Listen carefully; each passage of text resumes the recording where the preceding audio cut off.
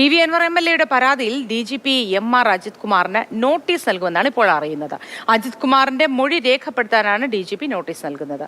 നേരിട്ടോ എഴുതി തയ്യാറാക്കിയോ മൊഴി നൽകാനാണ് നിർദ്ദേശം. അതേസമയം ADGPക്കെതിരെ വിജിലൻസ് അന്വേഷണത്തിന് നീക്കമുണ്ട്. കൂടുതൽ വിവരങ്ങൾ അനന്തകൃഷ്ണൻ നൽകും.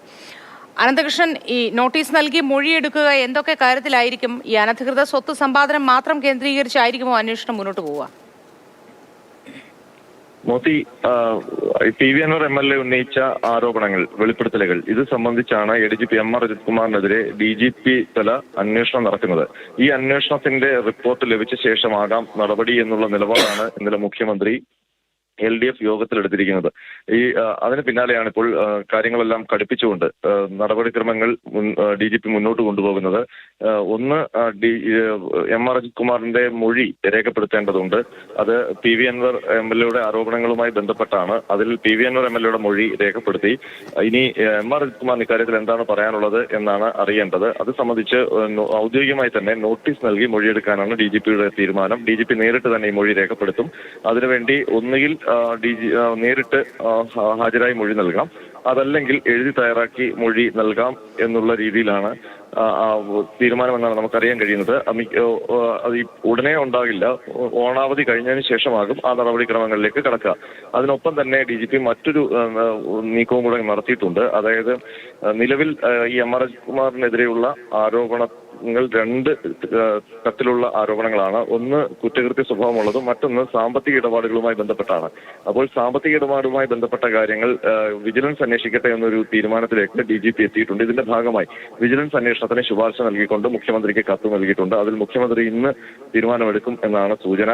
5 കാര്യങ്ങൾ, കവടിയാറിലെ ഭൂമിയിടപാടടക്കം 5 സാമ്പത്തിക ആരോപണങ്ങൾ സാമ്പത്തിക ഇടപാടുമായി ബന്ധപ്പെട്ട ആരോപണങ്ങൾ അന്വേഷിക്കണമെന്നാണ് ഈ കത്തിൽ പറഞ്ഞിരിക്കുന്നത്. മോദി, ഈ അന്വേഷണം ഇങ്ങനെയൊക്കെ പുരോഗമിക്കുമ്പോഴും പ്രത്യേക അന്വേഷണ സംഘം അന്വേഷിക്കും, DGP അന്വേഷിക്കും തുടങ്ങിയ കാര്യങ്ങളൊക്കെ പറയുമ്പോഴും ഈ അന്വേഷണം എത്രത്തോളം സുതാര്യമായിരിക്കാനാണ് സാധ്യത? അനന്തകൃഷ്ണൻ, ഇതൊരു പ്രഹസനം മാത്രമായി മാറുമോ? മോത്തി, നിലവിൽ DGPയാണ് ഈ അന്വേഷണവുമായി ബന്ധപ്പെട്ട ചുമതല നൽകിയിരിക്കുന്നത്. DGP ഏതെങ്കിലും തരത്തിലുള്ള ഒരു കൃത്യമായ അന്വേഷണത്തിൽ തന്നെ മുന്നോട്ട് പോകും എന്നാണ് പ്രതീക്ഷിക്കുന്നത്.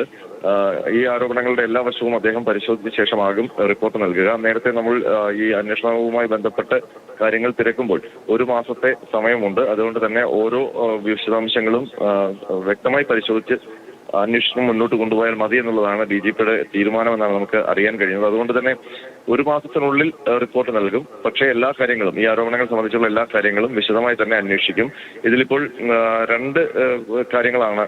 DGPയുടെ തലത്തിലൊരു അന്വേഷണം നടക്കുന്നതിനൊപ്പം തന്നെ ഈ കോഴിക്കോട് മാമി തിരോധനവുമായി ബന്ധപ്പെട്ട് പ്രത്യേക സംഘത്തെ ചുമതലപ്പെടുത്തുകയും ചെയ്തിട്ടുണ്ട്. ക്രൈംബ്രാഞ്ചിനാണ് അതിന്റെ ചുമതല നൽകിയിരിക്കുന്നത്. അപ്പോൾ ആ അന്വേഷണത്തിന്റെ റിപ്പോർട്ടും MR അജിത് കുമാറിന്റെ ഭാവിയെ സംബന്ധിച്ചുള്ള ഒരു നിർണായക റിപ്പോർട്ടായി മാറും എന്ന് തന്നെയാണ് വ്യക്തമാകുന്നത്. അതിനൊപ്പം തന്നെ DGP നൽകുന്ന റിപ്പോർട്ടും, ഇത് 2 റിപ്പോർട്ടുകളുമാണ് MR അജിത് കുമാറിന്റെ ഭാവി ഈ ക്രമസമാധാന ചുമതലയിൽ തുടരണോ